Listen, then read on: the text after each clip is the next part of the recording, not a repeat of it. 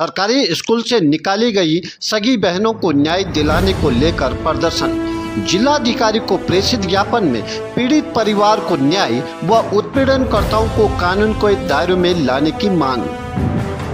पुरोला में आज सरकारी स्कूल प्रबंधन द्वारा 4 सगी बहनों को स्कूल से निकाले जाने को लेकर समाज सेवियों ने प्रदर्शन कर तहसील प्रशासन को जिलाधिकारी को प्रेषित ज्ञापन सौंपा। गौरतलब है कि गरीब परिवार की 4 सगी बहनों को एक बहन पर लगे आरोप के चलते स्कूल प्रबंधन द्वारा स्कूल न आने का हुक्म सुनाया गया है, जिसके चलते 2 दिन से कोई भी छात्रा स्कूल नहीं जा सकी। स्कूल से निकालने से पूर्व आरोपित छात्रा का स्कूल परिसर में बिना माता पिता को सूचित किए पुलिस उत्पीड़न की बात भी सामने आई है। बाद में स्कूल प्रबंधन से मिलने गए शिष्टमंडल से वार्ता के बाद सिर्फ 2 बहनों को भी स्कूल में आने की इजाजत पर प्रबंधन अड़ा रहा। वह अबोध बालिका को भरी सभा में साइको बताकर एक बार फिर उसका मानसिक उत्पीड़न किया गया। गौरतलब है कि जिस बालिका को साइको कहा गया है, उक्त छात्रा के द्वारा पूर्व में स्कूल स्टाफ के घर दूध व अन्य सामग्री पहुंचाई जाती रही है। इसके अलावा छात्रा द्वारा उक्त स्कूल स्टाफ के घर पर अन्य कार्य भी संपन्न किए जाते रहे हैं। फिर अचानक स्कूल प्रबंधन द्वारा छात्रा को साइको घोषित कर मानसिक उत्पीड़न करने के पीछे का सच क्या है? हमारा स्पष्ट मानना है कि अगर स्कूल प्रबंधन अब उस छात्रा को साइको मानती है तो फिर उसका पुलिस उत्पीड़न क्यों कराया गया?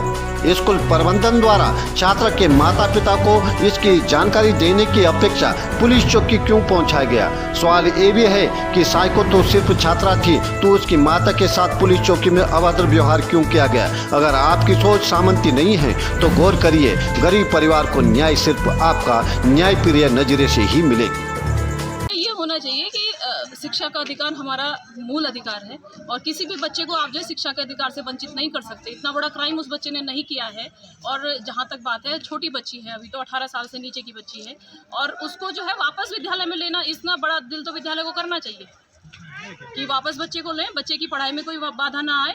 और वो 4 बच्ची हैं जिनको टारगेट किया जा रहा है। मुझे लगता है ये बहुत बेकार की मानसिकता है बच्चों को लेके। बच्चे हमारे हैं, हमारे समाज का एक हिस्सा हैं और हम बच्चों को इस तरह से टारगेट नहीं कर सकते। मामला ये है सर कि हमारी 4 बालिकाएं स्कूल में पढ़ती थी और मैडम के साथ वो खुद स्कूल की छुट्टी होने के बाद नौकरी करती थी। एक गरीब हरिजन के नाते उस बेचारी की क्या अनबनी हुई ताकि उसने काम नहीं कर पाया, या क्या अनबनी थी? ये कि अगर गलती थी तो 4 महीने को कैसे स्कूल से निकाल दिया गया?